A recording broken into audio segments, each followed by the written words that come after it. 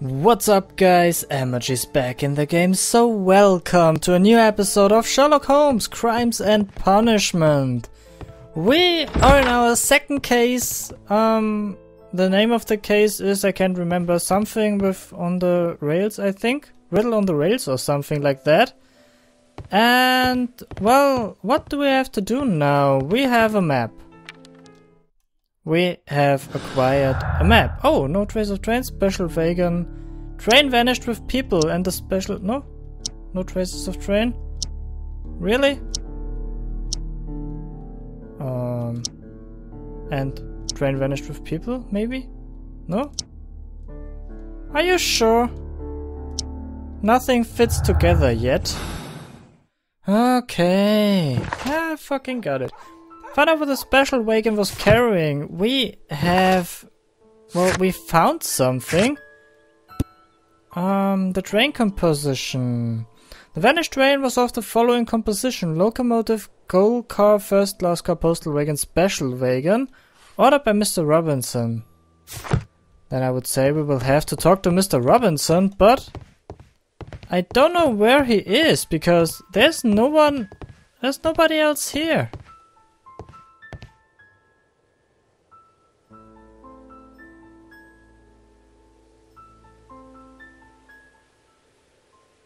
Passengers of the train. Was there anything exceptional about any of the passengers aboard the train? What do you mean? Like officials? I wouldn't know. Oh, but now that you mention it, yes, there was something. There was a message from Bridlington station saying that the train had been delayed because of an issue with the passengers. But what kind of problem that they didn't say? That is interesting. Bridlington station. You mentioned a problem at Bridlington station. I should like to visit this station. Could you mark it on the local map? Of course. It's a suburban railway station. You might take a cab there. See you later, my good man. See you later, my good man. So, okay, now we have a second place to go. Train was delayed. Well, okay, let's head to Bridlington station. No? Why not? Bridlington train station. What do you have to say, Watson? Holmes, how is it even possible for a train to disappear? Well, that's what we're about to find out. Hey, sup guys? Who are you? Angry passenger. That will be fun.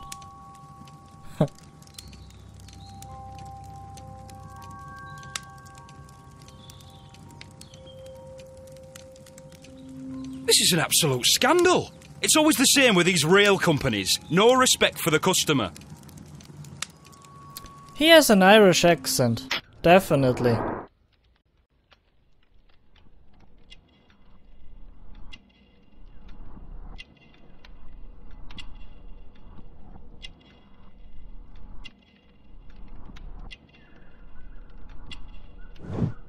Work clothes.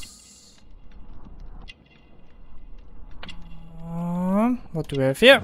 Cheap ticket. Married. That looks like a wet a wet mark. So it looks like he peed himself. Rough skin. What happened? Please calm down, sir. What is your concern? Concern? What is my concern? I'll tell you what my concern is. Last night I were on the train as usual with my colleague, heading home.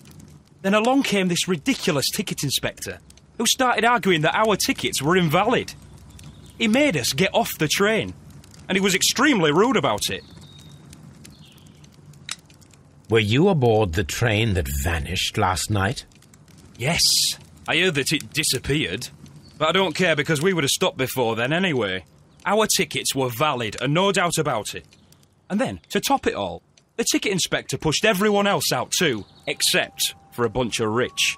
Well, because their type don't need a ticket. That explains almost everything. Of course, someone stole the whole train with a lot of rich people in it. Why not? Can you recall anything more specific about this fortunate group? Well, yes. They were all foreigners. Spanish-looking toffs with snake eyes. Goodbye, sir. Goodbye, sir. Mr. Robinson.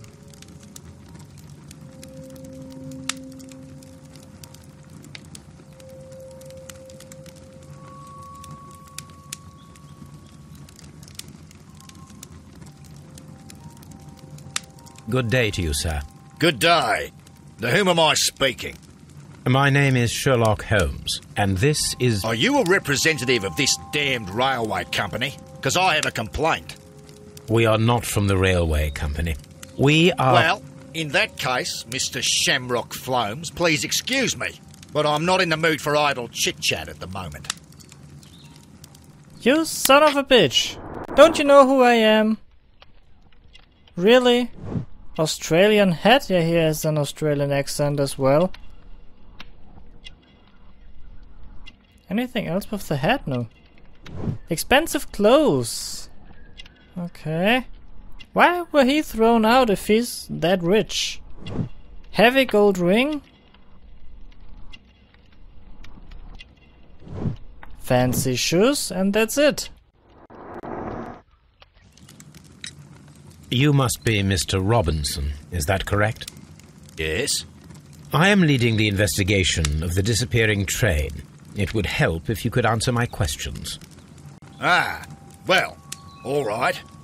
I have nothing to hide. I presume it was you who placed the order for the special wagon. Yes. It was to transport my valuable prototype safely to London.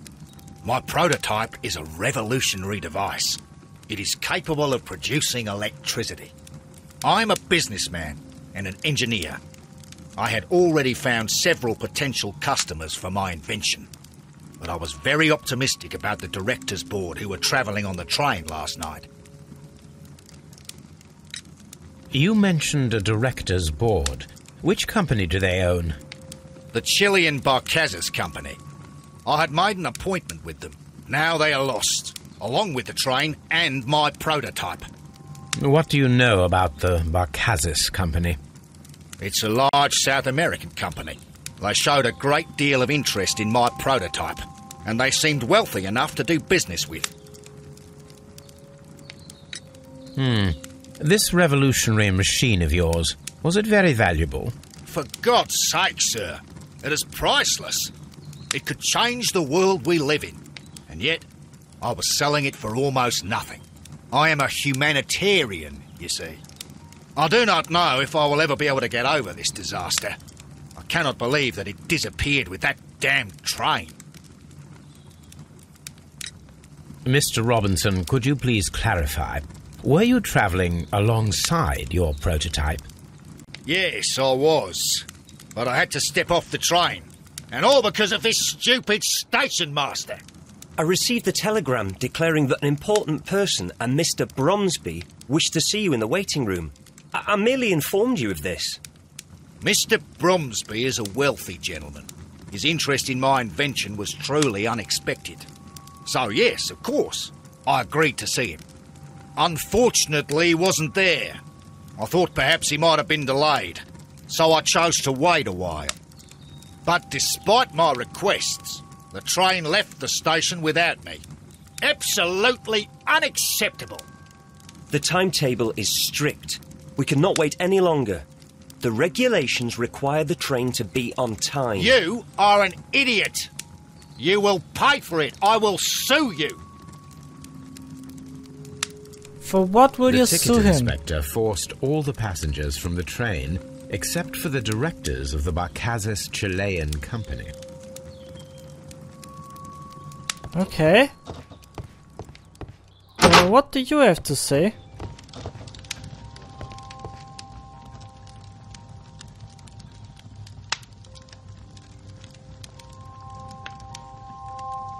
Good day to you, gentlemen. How may I help you? Good day to you, sir. My name is Sherlock Holmes. I am investigating the unfortunate disappearance of last night's train.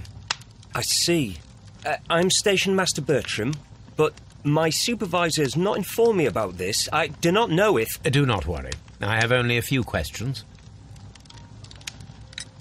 Station Master Everett from Evesham told us that you reported a problem with some passengers last night. Indeed. This train is a regular line for those who work at Nottingham. But yesterday, everyone was asked to get off the train here at my station. I've no idea why, and it delayed the train. But the worst of it is that now I have to deal with 2 furious passengers who are complaining about the company's service. They stayed here the whole night, but people do not usually pay much attention to the regulations, you see. There are very strict and clear rules. Paragraph 234 of Article 2G-43 states that in the event of a complaint, you must... Yes, thank you. I understand. Well, let's have a look at him. He's quite young to be a station master. Yeah, that's what I just said. Clean gloves. That's important. Instructions. And a bruised hand. Oh no, ink smudges. Apart from the passengers disembarking, did you notice anything else that was unusual last night? I did. And I mentioned it in my report to our higher management on the matter. What was it? Sorry, but I can't tell you. The station master's reports are confidential. Confidential, you say? How long have you been working here? I've worked here long enough to be quite capable of managing a railway station. Are you sure? Train was delayed, train composition with a map. Rookie station master Robinson stepped off. I don't know what to say. That's the wrong answer. Apart from the I did. What was it? I've worked here long enough to be quite capable of managing a railway station. Ha! Let me speak frankly, Mr. Bertram. Your age and your lack of confidence in your position are quite apparent. You cannot deny that you have only recently completed your studies. I was at the top of my class. Listen here, young man. I am aware that you wish to protect yourself behind all these regulations, but I represent the law. And you are obstructing the investigation of an important case. I would suggest that you cooperate with Mr. Holmes. Think of your career. Ah, that is... Well, I'll tell you everything. First of all, I scolded the ticket inspector, for it was he who asked the passengers to leave the train. It was not his right to do so. He was very rude. And then, later on, I received a most peculiar telegram from my colleague at Chesterfield Station, the next stop along the line. What did the telegram say? Well, that was the peculiar thing. It was almost unreadable. It was full of errors and awfully vague. It was hard to understand if the train had correctly passed that station or not. You can read it for yourself.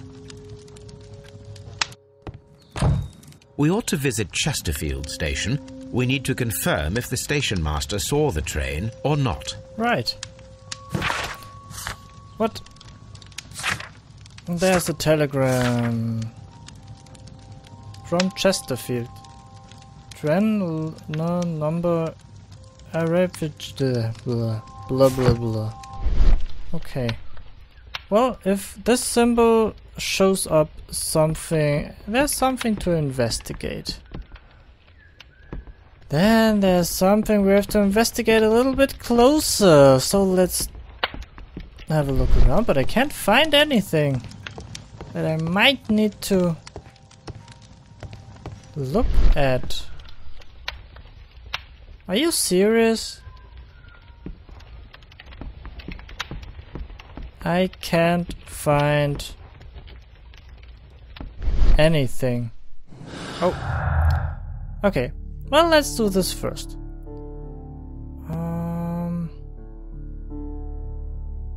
The telegram and the Chilean state on the train? No? No traces of the train? No? No? No? Really? Oh, come on. This is trial and error for me. Oh. That worked. Accident. The Chileans stay on the train was just a coincidence. The train conductor overlooked them. The directors of the Chilean Barcases company were intentionally left on the train. The controller removed all passengers from the train except for the Chileans. That's no incident. That's no coincidence. Definitely not. Okay. Well. Anyway. There has to be something. There's a gap in the floor. And a sheet of paper. The insurance policy for Robinson's machine. A significant sum. Huh. Insurance organized by Thomas L. Robinson for his prototype called the Autonomous Electricity Generator. The policy partially covers the loss of the prototype up to 50% of its value. That's kinda nice. Maximum cover amount £15,000. Insurance duration 1 year renewable. That might be a reason to hijack a train. I mean, why not?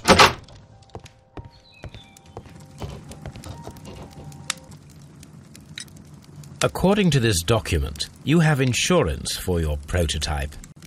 Oh, thank God. Where did you find it? Near the telegraph station.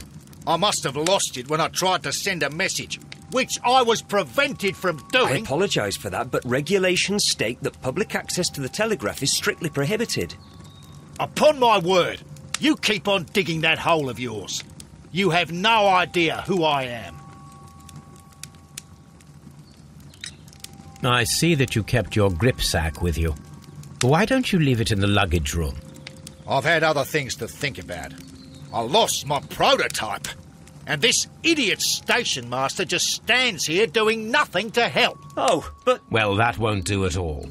Station master, I believe that the regulations state that any passenger luggage should be taken to the luggage room. I'll do it right away, sir. Sorry, sir. How does he know this? This Robinson is quite a character. We should learn more about him. Yep. That's a really good idea. So where's the freaking carriage room? Don't touch anything, please. I would never touch anything. Why would I?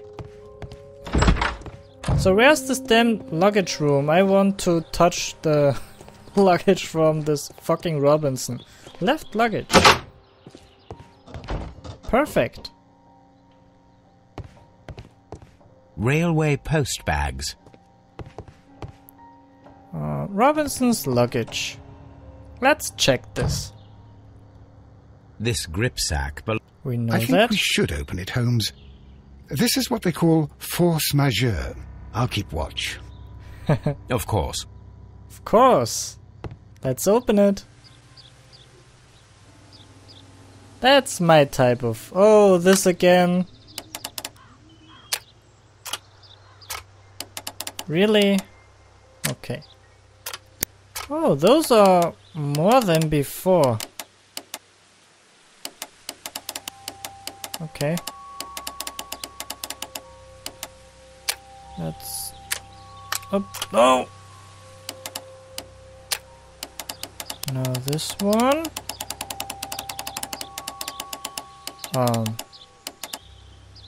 Cool. That's interesting.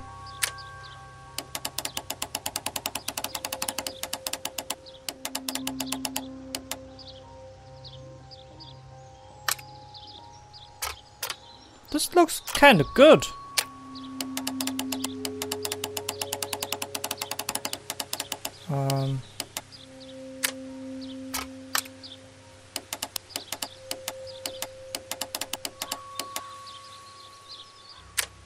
Okay.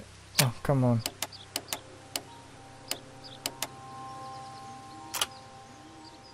That should be it.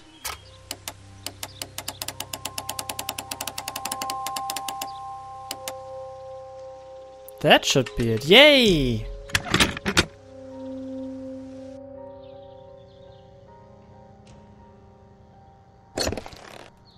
Business papers. Look, Watson. A bundle of contracts. Very suspicious. we should study them carefully.